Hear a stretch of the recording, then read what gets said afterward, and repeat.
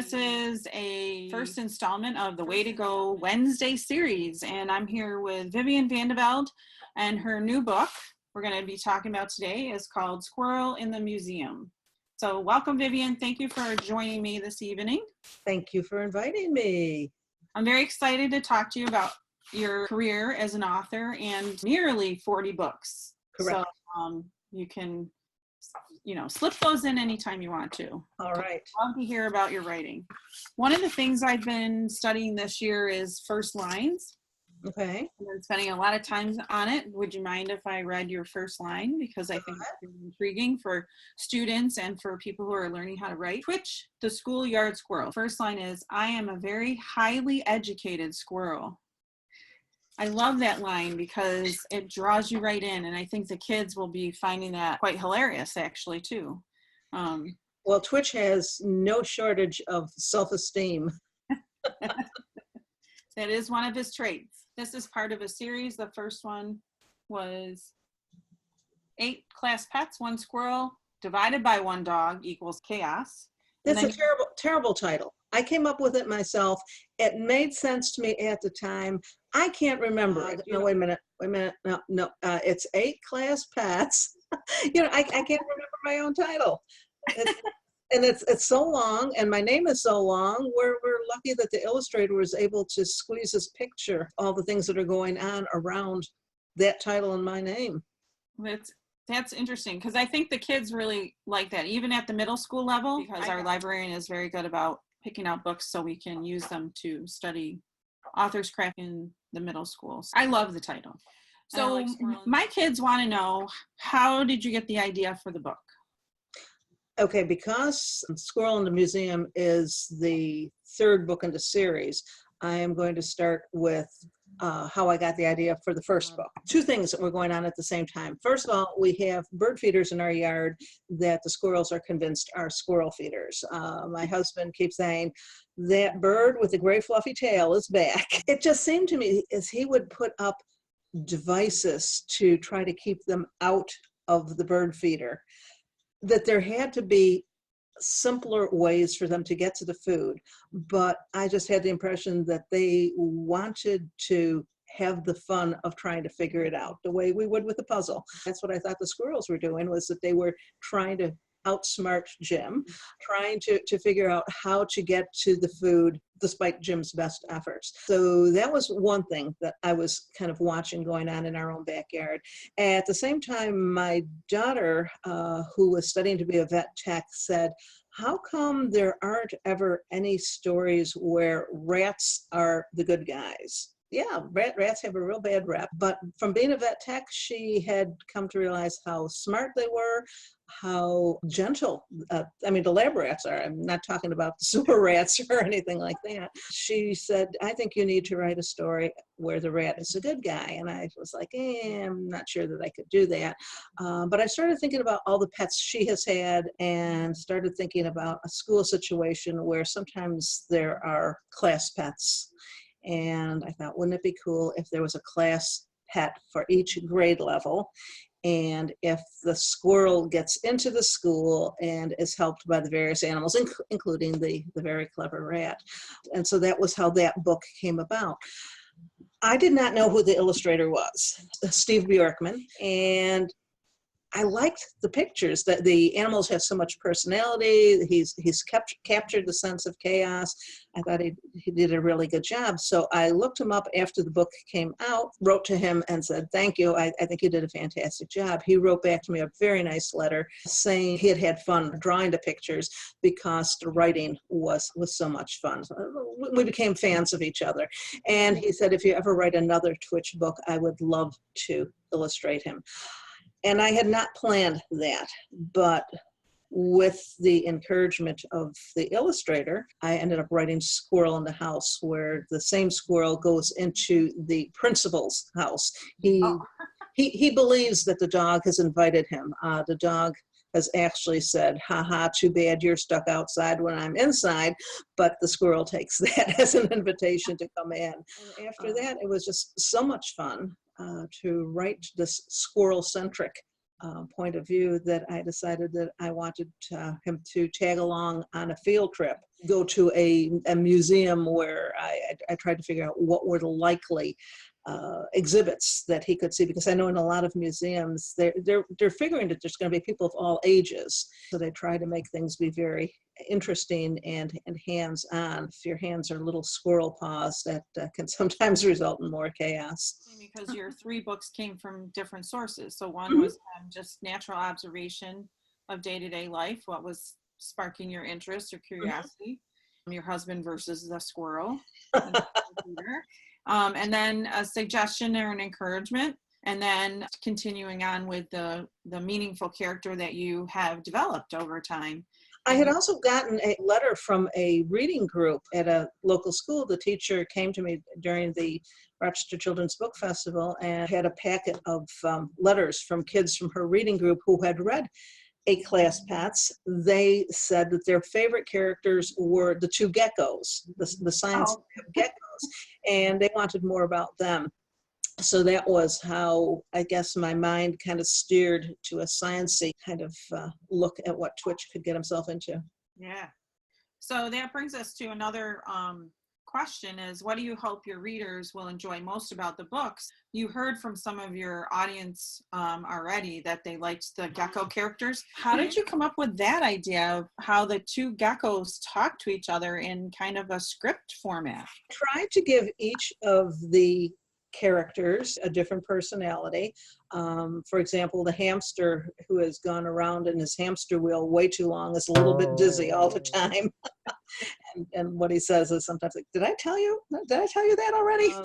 Whereas the bunny is a little bit stuck up. The geckos, and there's a macaw, a parrot from Puerto Rico, because that's where macaws come from.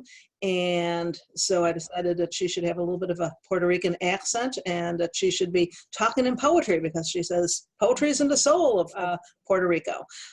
So each character was talking in a different way, and I thought that it would be fun to have 2 kind of squabbling brothers that are, each one is always trying to have the last word, and that's the geckos. And they're also very smart about the ways of the world. And in there's Squirrel in the Museum, it's a lot about science. So is there anything else you hope your readers are going to enjoy in your book, Squirrel in the Museum? I am just hoping that they have fun with the books. And in the case of the Science Museum, I never really said what class, what grade level this class that goes on the field trip is. I'm kind of picturing in my head about 3rd grade, and judging from the pictures, that's what the illustrator thought too. And my grasp of science is at about a 3rd grade level, so that worked out well. I had to figure out what kind of exhibits they would see. I didn't base it on the Rochester Museum and Science Center, just things that I thought would be interesting and that I could have fun with. But so I was learning things as I was looking online what kind of exhibits were at different. So one of the things that Twitch encounters is a plasma ball, which I had not been really that aware of. I ended up buying one because I figured it'd be a fun thing to show to kids.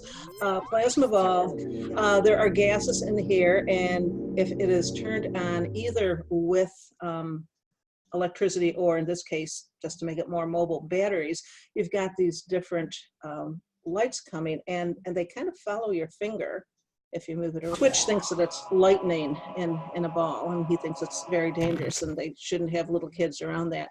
But another thing that I found that's interesting is if you have a fluorescent bulb, and you can see this fluorescent bulb is not attached to anything.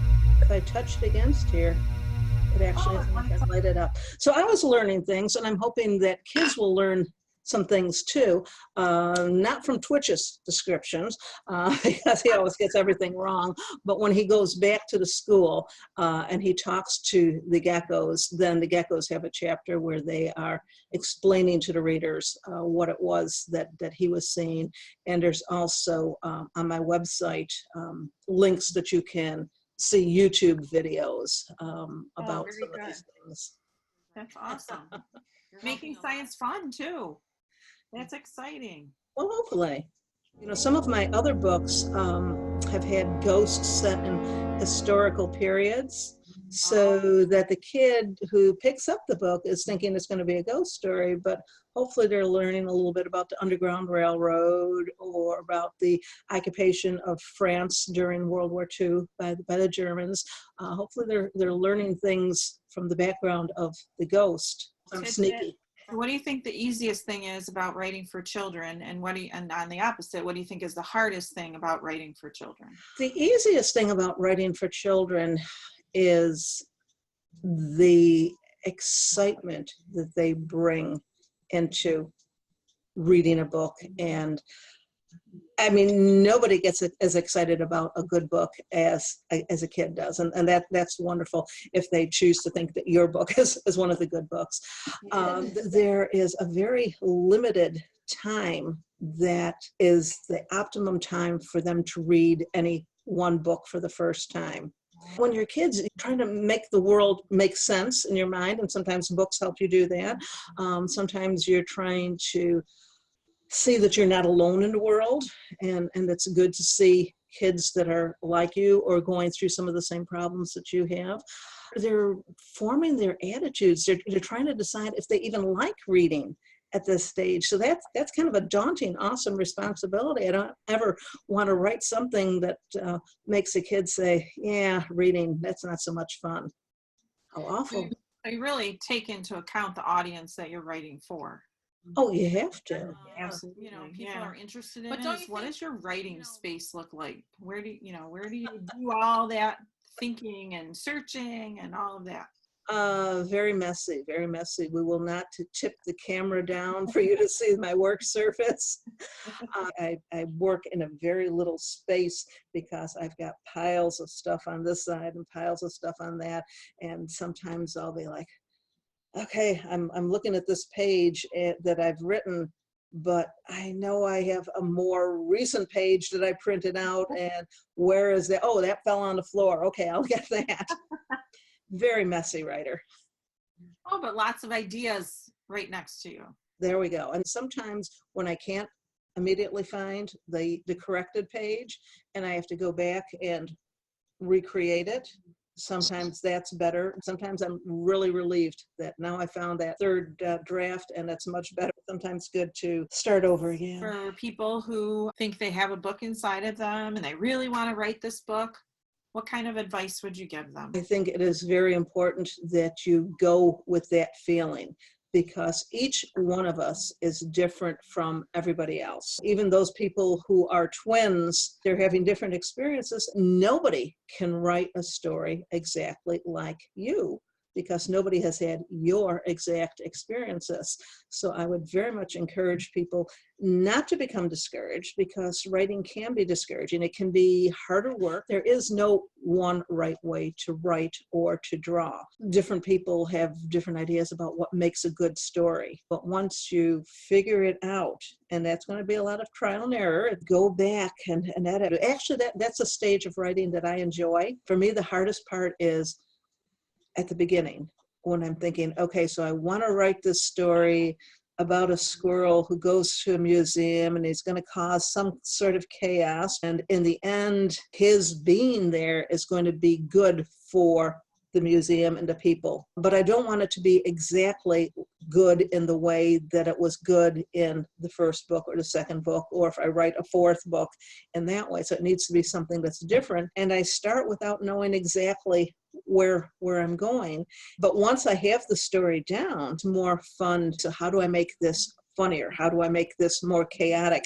How do I make this be a science principle that's a little bit clearer? I actually have fun with the revising. Keep writing and going back and revising certain sections over and over again. Others maybe not quite so often. For me, I don't know exactly where I'm going until I've got it a little bit more settled. I will write chapter 1 and I will revise it. I will write chapter 2 and revise it. Then I will go back to chapter 1 and 2 together. By the time I get to the end of the book, there's less revision because there's more things already set up. That's what works for me. It doesn't work for everybody. There is no one right way to write. You know how long it took you to with the book? I'm guessing probably about 4 months from getting the idea to having it ready to send out to the editor. And is that writing every day?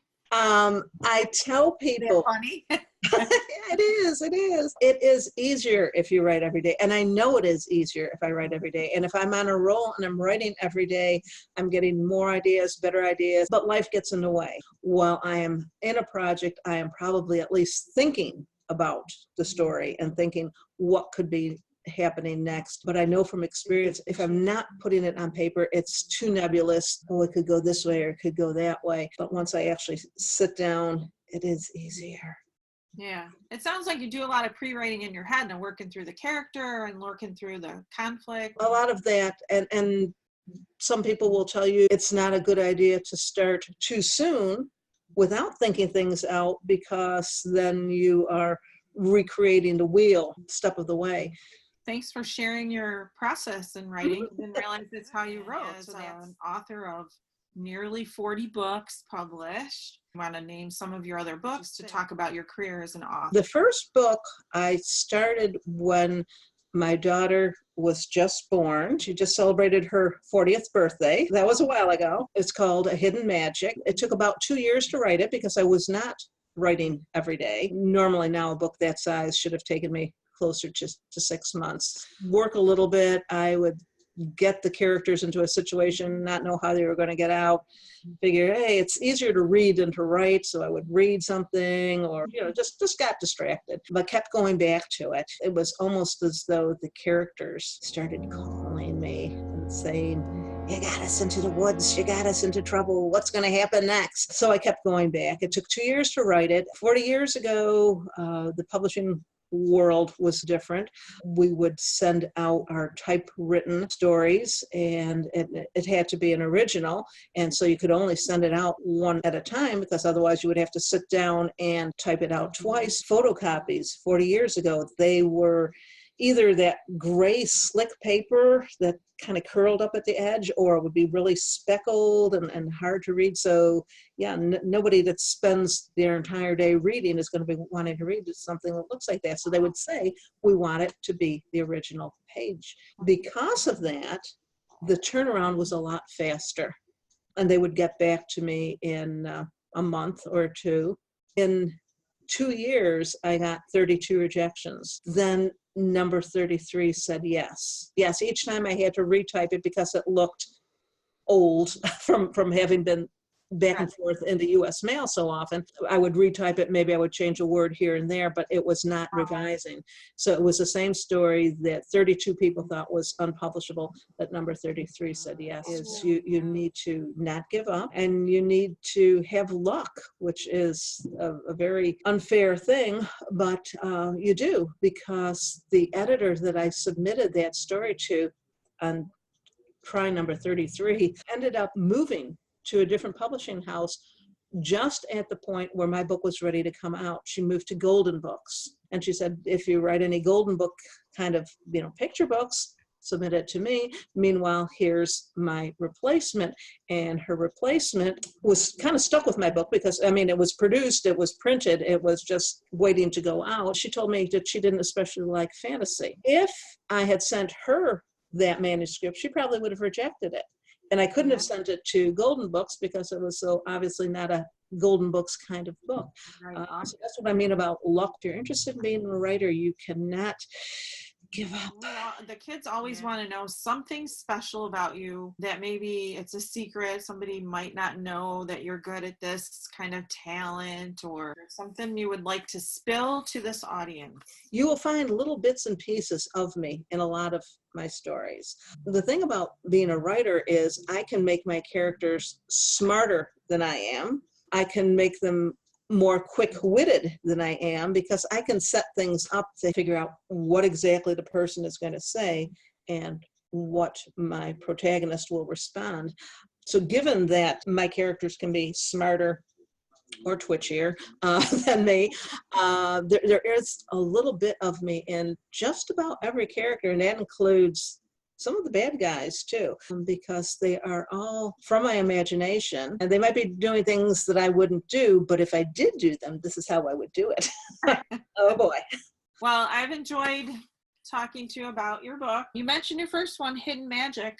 Another one that the book that won the Edgar, the best mystery for young adults in the year 2000 was Never Trust a Dead Man, about a person who is accused of a murder he didn't do. He does happen to meet a witch who is willing to bring back the dead man long enough that he can say, no, it wasn't poor Selwyn who killed me. It was really, except the dead man does not know who killed him. He was stabbed in the back. He didn't see it coming. The spell that the witch creates to bring back the dead guy goes slightly awry. Rather than reanimating the dead body, she puts his spirit into a bat. This guy is going around with a talking bat trying to figure out who killed the bat. And the more people he talks to, the more he sees there were a lot of people that didn't like this guy. Anybody in the village could have killed him. Most of my books are fantasy, and most of the books have an element of humor, at least in certain parts. Yeah.